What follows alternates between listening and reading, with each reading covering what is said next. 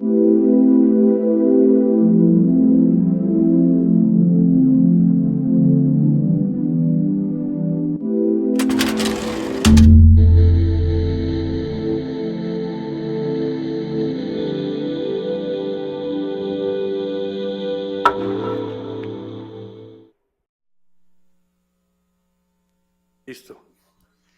Bueno. Horacio, sin más preámbulo, adelante. Mil gracias. Mil gracias nuevamente por la invitación y por la presentación, y una disculpa por los aspectos técnicos, pero sí no era mi máquina. Voy a hablar sobre crisis no epilépticas psicógenas, cuál es el término correcto, de lo que en la época de Charcot se llamaba la histeroepilepsia. Algunos se preguntarán, bueno, ¿y qué hace el neurólogo metido ahí viendo pacientes que tienen problemas psiquiátricos? Finalmente, tanto psiquiatría como neurología nacieron juntas en la Salpêtrière y se separaron a partir del Congreso de 1937 en Berna, Suiza, donde el único que se opuso fue von Economou y murió de un infarto durante el Congreso. Entonces, y ahora se han vuelto a juntar. Yo, como verán, me dedico a la epilepsia. Este es un libro que publicamos el año pasado, que es un libro ya robusto de 400 páginas. Y bueno, lo que quiero tocar son 3 puntos. Decía Borges que somos nuestra memoria, un montón de espejos rotos. Y sí, la parte de la conciencia y el subconsciente de las personas se asemeja un poco a esta frase de Borges. La segunda es que Freud, siendo neurólogo y habiendo estudiado con Charcot, por lo menos en este tema era totalmente organicista. Y la tercera es que decía Charcot que la histeria tenía un sustrato orgánico, que quizás ha sido la crítica más importante que ha recibido Charcot a lo largo de la historia, empezando por Babinski, pero Charcot tenía razón, nuevamente. Y decía que las crisis no epilépticas psicógenas son orgánicas, y van a ver ahora con estudios de imagen funcional que en realidad tiene que ver con un problema de conectividad. Históricamente se les llamó síndrome de Briquet por la descripción de este autor en 1859. Charcot en los 1887-89 buscó la causa orgánica. Janet mencionó que la disociación era el origen de esto. El término conversión fue dado por Breuer y Freud. Kretschmer mencionó algunos mecanismos ahí tanto oscuros, y Linsky-Foster le llamó pseudocrisis. Después pasó a ser crisis psicógenas, y actualmente se la llaman crisis no epilépticas psicógenas. Algunos usan el término estupor histérico cuando el paciente tiene esta disociación con cierre palpebral intenso. Tiene su historia interesante porque en 1624 hubo una epidemia de crisis no epilépticas psicógenas, ¿no? En ese entonces pensaron que eran convulsiones, en un convento en Bruselas, y al mismo tiempo hubo otra en Loudun, en Francia. Richelieu viajó a Loudun para ver por qué estaban las monjas poseídas por el demonio, y se puso de acuerdo, a decir la historia, con Asmodeo para que el diablo abandonara a las monjas. Y de hecho está el convenio firmado por Richelieu por un lado y por Asmodeo por el otro, en la Biblioteca Nacional de France. Y era un fenómeno de histeria colectiva. Para que me vean, para que crean, sí, ahí está. Este lo sacó Rui Pérez Tamayo de la Biblioteca Nacional de la BNF de Francia, de París, y ahí está la firma de Asmodeo, y el Asmodeo es la representación del demonio que se encarga de la sexualidad. A Grandier, que era el monje que se encargaba del convento y que aparentemente tenía relaciones sexuales con las monjas, lo quemaron. Un poco ese fue el pretexto. Lo que pasa es que Grandier era protestante y en ese entonces acaba de pasar toda la matanza de San Bartolomé, no había sido mucho tiempo atrás. Y Aldous Huxley escribió una novela que se llama así, Los demonios de Loudun, ¿no?, que les recomiendo. Hay una ópera de Penderecki con el mismo nombre. En México, el bachiller Pedro de Horta, en 1754, publicó este libro que es el Informe Médico y Moral de la penosísima y rigorosa enfermedad de la epilepsia, 1754. Igualmente, una epidemia de monjas jerónimas que tuvieron crisis no epilépticas psicógenas, y él distinguió las crisis epilépticas de las no epilépticas, es decir, las crisis llamadas de histeria, un siglo antes que Charcot, y eso ocurrió en Puebla de Los Ángeles, en México. Y él lo dividió en las crisis naturales, que sería la epilepsia tratada por los médicos, que tiene un buen pronóstico, y las transnaturales y las sobrenaturales tratadas por los exorcistas, ¿no? Que ahora ese papel lo tomó la psiquiatría. Finalmente es un fenómeno de exorcista, hay que sacar tus propios demonios, y que tenían mal pronóstico, y es cierto. Yo prefiero tener un paciente con epilepsia, inclusive farmacoresistente, que requiera cirugía, que una epiléptica psicógena. Es más fácil de tratar el primero. Y Pedro de Horta, hay 2 libros que están en Estados Unidos, 2 en la Biblioteca Palafoxiana, y se cree que hay algún ejemplar en el Vaticano. A los pacientes con epilepsia y con crisis no epilépticas psicógenas los trataban con medidas salvajes. En el medioevo los castraban. En la época de la ciudad de Salem, ¿no? En Estados Unidos, los niños los quemaban. Y en la actualidad pues, se les da antiepilépticos cuando no los necesitan estos pacientes, o inclusive yo he visto pacientes ya operados de supuesta epilepsia que nunca tuvieron epilepsia. Hasta el 90% de los pacientes han usado antiepilépticos de estos casos, habitualmente ineficaces. Hay un estudio de este pseudoestado epiléptico que la mitad de los casos que llegan por crisis o estado epiléptico a urgencias lo tratan como estado epiléptico, lo intuban, lo meten a cama barbitúrico y no era un estado epiléptico, sino un estado pseudoepiléptico. Y hay casos, ¿no?, de cirugía de epilepsia, ¿no?, mal realizada, y mujeres que como reciben 3 o 4 antiepilépticos, les dicen no puedes embarazarte, ¿no? Te vamos a hacer profilácticamente una salpingoclasia. Y a la vuelta del tiempo resulta que no tenía epilepsia. Charles Locock, que era el ginecólogo de la reina Victoria, supongo que no habría tenido mucha chamba en la época victoriana, él pensaba que la epilepsia por el exceso de masturbación, por el onanismo, y leyó un reporte de un médico alemán que mencionaba que el bromuro de potasio disminuía la libido. Y entonces él dijo, bueno, pues démosela a mujeres, ¿no?, con epilepsia. Y comprobó su hipótesis, porque 14 de 15 mujeres respondieron. Lo que pasa es que el bromuro de potasio tiene una carga eléctrica negativa, el bromuro, y produce una hiperpolación de la membrana. Entonces salieron estas female pills de Charles Locock, ¿no?, que fue el primer antiepiléptico que se usó en 1857, hasta que se vieron los primeros casos de intoxicación por bromuro en la salpetría y que daba este acné deformante. Tissot mencionó en su tratado de los nervios y sus enfermedades la diferencia entre crisis no epilépticas y epilepsia, y nuevamente la relación con el onanismo, pero seguían pensando que el origen de la epilepsia era inútero y consideraba a ambos pacientes insanos. Esta es una paciente, este es el video electro, el video en un lado y la actividad eléctrica al mismo tiempo. Mujer que a los 27 años de edad empezó con crisis supuestamente asmáticas y que llega a urgencias por una nueva crisis asmática, ¿no? Y que hace estos fenómenos. Se registraron 6 fenómenos que uno podría pensar o confundir que son crisis de epilepsia por ser movimientos tónico-clónicos supuestamente. Pero la paciente recordaba todo lo que le ocurría durante ese momento, es decir, movimientos generalizados en plena conciencia. Como verán, el electro no ayuda, porque uno podría pensar, ¿no?, que hay actividad epiléptica en el electro.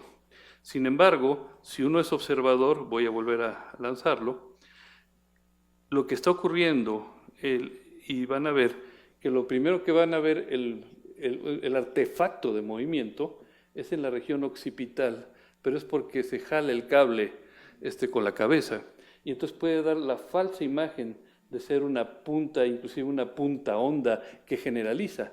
Pero si uno ve la línea media, ¿no?, donde no hay músculo, ahí no hay nada. Y la otra cosa es que al terminar la crisis, la paciente regresa a un ritmo alfa normal. Después de una crisis generalizada, uno esperaría un enlentecimiento posictal, ¿no?, y ella regresa a un ritmo de base normal. Entonces, crisis no epiléptica psicógena. No es fácil, a veces hasta el electro te puede confundir. ¿Qué pasaba en la época de Charcot? Las llevaban en la carreta, ¿no?, a la salpetría. Esta es una pintura del Museo Carnavalet de París, donde llevan a las histéricas, ¿no?, junto con las prostitutas, a la Salpêtrière, al encierro de la Salpêtrière. De hecho, la palabra enfermedad viene del encierro en la Salpêtrière, de enfermer. Y ahí las llevaban y las encerraban, ¿no? Entre ellos a una famosa Manon Lescaut, ¿no? Que el abad Prévost, que vivía en esta casa, la más estrecha de París, hace esa novela, ¿no? Que actualmente también hay diferentes óperas hechas por Jules Massenet y por Puccini. Y estaban encadenadas esas pacientes hasta que Pinel, ¿no?, las desencadena. Esta pintura es la original que está en la biblioteca Charcot en la Salpêtrière, donde está Pinel quitando las cadenas. Taine mencionaba que el cerebro humano es como un teatro que se presentan varias piezas en distintos escenarios, pero solamente uno está iluminado, que es la parte de la conciencia. Pero como bien acaba de decir el doctor Pellicer, ¿no?, el cerebro trabaja con una gran capacidad en muchas cosas al mismo tiempo, pero la parte consciente es una sola. Ribot mencionó que había dos tipos de memoria, una consciente y una inconsciente, y esta última ligada a las emociones. Lo que ocurre en muchos de estos pacientes con el fenómeno conversivo, que son fenómenos no intencionales, tienen activación de áreas corticales con síntomas positivos, como movimientos involuntarios psicógenos, crisis no epilépticas psicógenas, o síntomas negativos por inhibición, como parálisis, amaurosis, anestesia, etc. Assam describió este primer caso de personalidad múltiple, que fue Félida X, que Félida era una mujer que, estando en su segunda personalidad, se embaraza, y cuando regresa a su primera personalidad, piensa que tiene un tumor abdominal y va con el médico para ver qué tiene. Y entonces él describe un tratado que inclusive Charcot le hace el prefacio, ¿no?, y menciona que Assam es el primero que utiliza el fenómeno que usaba Braid, que era el hipnotismo.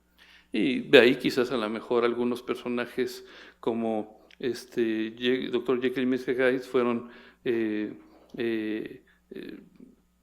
inspirados por estos autores como Stevenson. Charcot vio a Justine Echeverry, la primera paciente con histeria. Ella había sido violada, cosa que ocurre en el 75% de los pacientes con crisis no epilépticas psicógenas, el abuso físico o sexual. Tenía maurosis monocular, hemiparesia, convulsiones, contracturas por 8 años. Hasta que un día dijo, yo ya quiero salir de la cama, se paró y caminó. Y Charcot decía que en 1892 que la histeria tiene un sustrato orgánico. Georges Guinaud, uno de sus alumnos, mencionó que en 1886 Charcot vio a 244 histéricas en 3.168 consultas. Y mencionaba que la histeria, ¿no?, también ocurría en hombres, fue el primero en mencionarlo, y que era una autosugestión como una forma de autohipnosis, y de ahí que utiliza la hipnosis para tratar de curarlas. Este es un hombre, muchacho de 16 años de edad, con 24 episodios de crisis no epilépticas psicógenas de agosto a diciembre del 2004, que fue cuando yo lo vi en París. Ese hombre tiene el cabello largo, ¿no? Y tiene estos fenómenos en donde empezó con el movimiento de un brazo, después hace movimientos fuera de fase generalizados, se golpea, ¿no?, y le dura 20 minutos. Se sabe que en videoelectroencefalograma las crisis generalizadas duran 52 segundos en promedio, de tal manera que una crisis tan prolongada es algo que no es lo habitual, a menos que sea un estado epiléptico. Plena conciencia, ¿no?, a pesar de tener movimientos de las 4 extremidades, y son fuera de fase. Eso es una de las cosas que te ayuda a distinguir las dos. Y cuando quita uno, filtra el movimiento, no hay absolutamente nada en el electroencefalograma. Los hombres tienen más historia de abuso de sustancias y causas traumáticas de la guerra, veteranos de guerra es más común, y como les mencioné en la primera descripción de Charcot, y tienen movimientos mucho más dramáticos, menos afectivos que las mujeres que usan esta belle indifférence. Braid describió el hipnotismo y Charcot lo utilizó. Aquí tienen una de las clásicas histéricas, la Blanche Whitman, esta es la pintura original de Bruguière, del teatro de las histéricas, o la lección de los martes a la Salpêtrière, que hasta la fecha actual siguen siendo los martes las lecciones. Esta es la pintura original con la histérica, y aquí verán una de las histéricas pintadas por Richer, quien era además dibujante, además de neurólogo. Dicen, Jules Claretie es este personaje que está, es él, y él pensaba que, como Babinski nunca se casó, que estaba enamorado de la Whitman, y hizo esta novela que se llama Los amores de un interno. Yo conseguí por eBay la novela, nunca la he vuelto a ver. Hay una novela de Enquist que se llama Blanche y Pierre y Marie. Son pacientes altamente sugestionables. Charcot los sugestionaba con el diapasón o con la hipnosis. Aquí tienen una paciente que estaba intubada 7 días, llevaba por supuesto estado epiléptico, y cada vez que le quitaban la sedación volvía a convulsionar. Entonces el colega que la veía me dice, oye, ya no sé qué hacerle, reviso los electros, no me parecieron epileptiformes. Entonces la sugestiono, que es lo que yo habitualmente hago en el día a día con los pacientes. Le digo que voy a inyectarle algo muy potente para provocar las crisis y algo muy potente para quitárselas. Inyecto solución salinas en las 2 ocasiones. También he usado el diapasón como el Charcot y también funciona. No tiene por qué una crisis de secarse por solución salina ni por el uso de diapasón. Y como verán, la estoy sugestionando, ¿no? Son pacientes altamente sugestionables y después de que le inyecto, empieza luego con el movimiento, ¿no? Entonces, finalmente la paciente fue extubada. Les recomiendo esta película que se llama Augustine. Augustine fue una de las histéricas de Charcot. Y no uso el término despectivamente, aunque no me gusta el término histérico, pero así era el término que usaba en ese entonces. Esta película habla de la vida de Agustín Glacier, que era una de las histéricas de Charcot. Este Charcot, ¿no?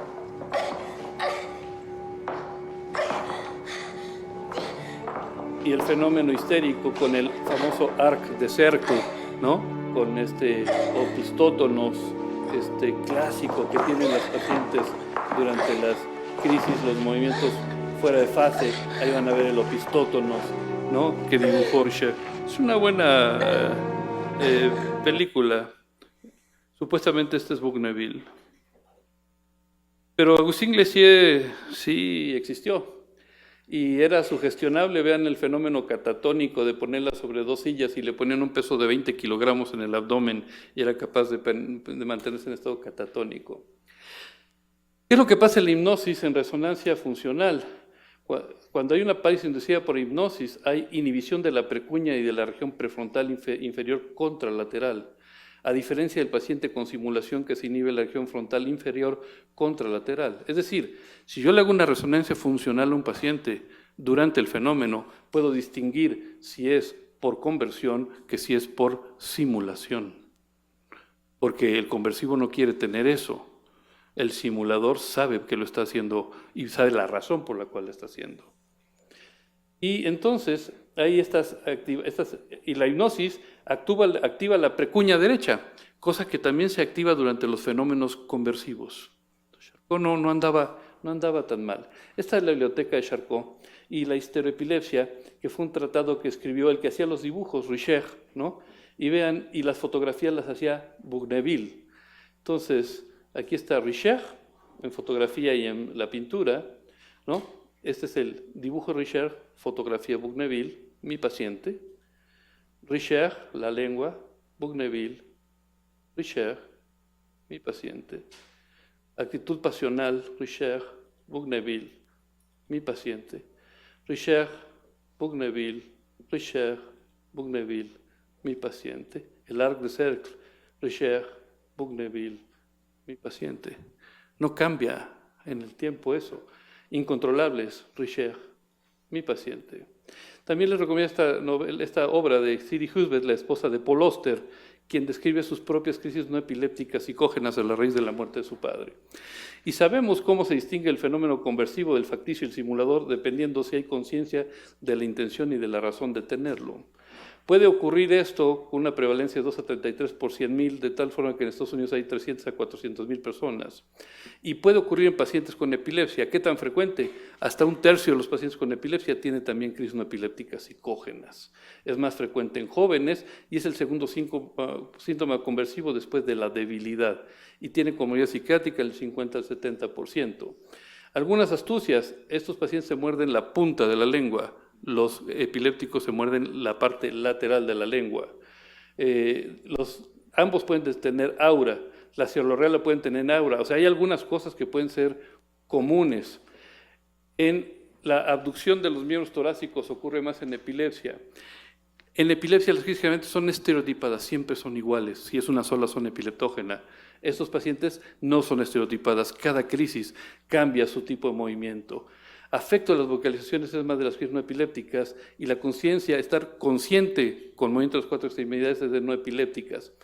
Que se desencadene por la ansiedad o el enojo, en las dos eso no ayuda para distinguirlas. Que no respondan a fármacos antiepilépticos, pues también la epilepsia farmacoresistente no responde, pero quizás el signo más duro es que en epilepsia el paciente tiene los ojos abiertos y estos tienen los ojos cerrados e inclusive hay una rechazo a abrirlos, ¿no? Una resistencia. Son crisis que generalmente duran, son prolongadas, a diferencia de la epilepsia, ¿no? El inicio es gradual, a diferencia de la epilepsia. Giran de lado a lado, ya tienen llanto o pistótonos, empuje pélvico, eso es más de las crisis no epilépticas. Movimientos arrítmicos fuera de fase, en plena conciencia, fluctuación del tipo de crisis, todo eso es de no epilépticas. Algunas astucias ya les he mencionado, como estas, el sugestionarlos, ¿no? O verlos en una cámara de Gesell, sobre todo los que tienen un fenómeno de Gesell, los que tienen un fenómeno simulador. La prolactina es poco frecuente que se eleve en estos pacientes y ayuda a distinguirlo de crisis generalizadas, pero puede haber un porcentaje bajo, pero de falsos positivos. CPK pueden elevar, por el movimiento tan severo que tienen. Los estudios de imagen son normales y la neuroimagen funcional puede ayudar a distinguir entre conversivo y ficticio. El electro, ojo, porque un electro anormal puede ocurrir inclusive epileptiforme en 1 de cada 8 pacientes, porque la bronca es que el 1% de los electros de las personas normales, el electro es anormal, epileptiforme. Y eso no significa que tenga epilepsia.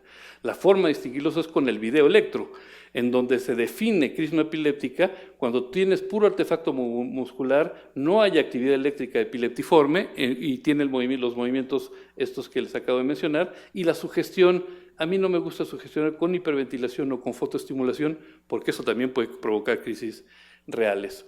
Enfatizar que es bueno no tener epilepsia al paciente, y como estos pacientes no es algo que quieran tener, hay que evitar herirlos desde el punto de vista narcisista. 3 a 10 años para hacer el diagnóstico, inclusive décadas, por no pensar en el diagnóstico, por ignorancia o por contratransferencia. Algunos pueden responder a los antiepilépticos, pero más por ser un estabilizador del ánimo por efecto placebo. Distinguir estas de las crisis del lóbulo frontal, que pueden tener cosas muy parecidas y a veces, si son profundas, el electro puede ser normal. Tener en cuenta el fenómeno de pseudocrisis, este es un término de Jackie French, y esta es una mujer que tiene esto. Si uno ve el fenómeno, ¿no? Ella se queja de que le molesta la luz, se quita los lentes, ¿no? Se recuesta, le dura mucho tiempo, está como en un estado como de somnolencia, ¿no? Sin embargo, llega un momento en que esta mujer, al final no me acuerdo, por acá creo que es donde está, se levanta súbitamente y va a ser una crisis, la generación secundaria, y tenía una lesión, una malformación del giro lingual. Esta es más clara. Esta empieza con sensación cardíaca, como sensación de pánico, hiperventila, llora, pareciera un ataque de pánico, ¿no? Simplemente, y ella no hace más que eso. Cuando uno registra una segunda crisis, empieza igual la misma sintomatología estereotipada, solamente que la paciente después de un tiempo, ¿no? hace una generalización tónico-clónica. Esta paciente sí tenía epilepsia, de la amígdala del lado izquierdo, de tal manera que algunas pueden parecernos clínicamente inicialmente pseudocrisis, y a la mera hora te llevas la sorpresa, y es el concepto de pseudocrisis. Y les digo, hay algunas clínicas que hasta el 58% tienen historia familiar de epilepsia y que pueden ser muy común que tengan las dos. Esta mujer, la operamos de epilepsia, tenía electrodos intracerebrales, y aquí tienen el momento de una de las crisis en donde no se ve absolutamente nada. Pero también se registraron crisis reales y se operó y no ha vuelto a tener ninguna de las dos. Eso es algo curioso. No hay tratamiento farmacológico para esto. Algunos dicen que propranolol, la verdad es que con poco éxito. Esa es chamba más de los psiquiatras, ¿no? El buscar la causa emocional. Pero dice uno, bueno, si no hay lesión orgánica, entonces, ¿qué es por posesión demoníaca? Pues no, obviamente eso es absurdo, como se pensó de muchos otros pacientes que ahora sabemos que son orgánicos. Y es un problema que tiene que ver con la memoria. Cuando Candel le dio el toque a la plicia para ver el fenómeno de habituación que mencionabas hace rato y de sensitización, ¿no? La plicia libera serotonina y ahí describió la memoria reciente y con el toque eléctrico. Mientras más emocional, más se fija en la memoria. Y hay muchos autores que vieron que estas mujeres tenían reminiscencias, remembranzas, ¿no?, de cosas traumáticas antiguas. Freud, que estuvo 6 meses en la Salpêtrière nada más porque la novia lo regresó, ¿no? Les mencionaba que la naturaleza es evidentemente responsable. Él decía que esto era organicista. Y vean los estudios de SPECT y PET, ¿no?, y de resonancia funcional, muestran cambios subcorticales anormales transitorios en estos pacientes, ¿no?, que se revierten después de que el paciente recupera de los síntomas. Y el paciente que estimula el segundo dedo de la mano izquierda y se activa el área sensitiva del lado derecho, viceversa del otro lado o de los dos lados, estos pacientes cuando están con la hemianestesia no se activa el lado contralateral. Y cuando el paciente recupera la sensibilidad, el paciente se vuelve a activar en la resonancia funcional. Y los estudios ven la diferencia entre conversión y simulación, cómo hay áreas distintas que se activan entre uno y otro, ¿no? Y vean cómo la precuña, que es donde está la parte de la memoria emocional, se activa en el fenómeno conversivo. Entonces, aparentemente la precuña, cuando se activa, ¿no?, que es donde está la memoria autobiográfica, manda una señal de información inhibitoria hacia áreas sensitivas o hacia áreas motoras activadoras que generan las crisis no epilépticas psicógenas. Y entonces vean cómo hay alteraciones distintas en simulación que en conversión, y la parte importante es esta. Esta es donde está la memoria autobiográfica. Esta es la culpable de un fenómeno de que dé estos problemas a los pacientes. Última cosa que ya voy a mencionar es, Voltaire mencionaba que cuando tú haces algo voluntario supuestamente, probablemente no sea tan voluntario el fenómeno.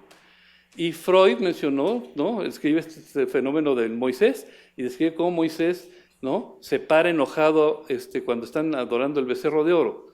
Pero ¿qué fue lo que ocurrió para que Moisés se parara súbitamente de forma subconsciente? Este estudio que publicamos de variantes normales del electroencefalograma muestra esta actividad que se llama las ondas Mu. Es el área motora suplementaria, la que planea el movimiento. Pero antes de que tú planees el movimiento, hay un potencial que se llama Very Sharp Potential o Readiness Potential que describió Libet. Benjamin Libet es un experimento precioso. ¿Qué fue lo que hizo? Pone un reloj con una luz y le pedía al paciente que apretara el botón cuando lo decidiera y recordara en qué número pensó hacerlo. Veía el movimiento con una electromiografía de superficie del dedo, veía la actividad electroencefalográfica del ritmo Mu antes, pero 30 a 50 milisegundos antes de que el paciente siquiera deseara mover el dedo, había un potencial. Dijo, ah, caray, existe el libre albedrío. Lo que está ocurriendo es que el Very Sharp Potential es la demostración, ¿no?, fisiológica del subconsciente. Tomas decisión, le decían al paciente, ¿y por qué apretaste a las 3 de la tarde? Pues porque tú me dijiste que apretara cuando se me pegara la gana. ¿Pero por qué a las 3 de la tarde y no a las 6? No sé. Eso es un fenómeno subconsciente. Y entonces, todas estas áreas de activación, el very sharp potential, es lo que explica estos fenómenos involuntarios que tienen los pacientes. Conclusión, las crisis no epilépticas tienen un sustrato orgánico, pero es de una conexión anormal. La conciencia se originó evolutivamente a partir de estímulos externos, eso es lo que dice Rodolfo Ginás, ¿no? Y sí, si tú tienes un fenómeno sensorial, emocional externo, eso modifica cosas en tu conciencia y en tu subconsciente. La parte del estímulo emocional es importante para esta memoria emocional subconsciente o inconsciente y que se activa crónicamente. Hay la alteración del very sharp potential y la participación de muchas áreas del sistema límbico de las emociones y de la precuña, donde está la memoria emocional, ¿no? Y un mecanismo de defensa de disuasión, ¿no?, de un alter ego. En su novela Cervantes, en el Quijote, la frase más importante, la más conocida es la primera, pero la más importante es cuando el Quijote, ¿no?, que todo el mundo piensa que está loco, él dice, él sabe que no está loco, y la frase más importante del Quijote es: yo sé quién soy. Muchas gracias.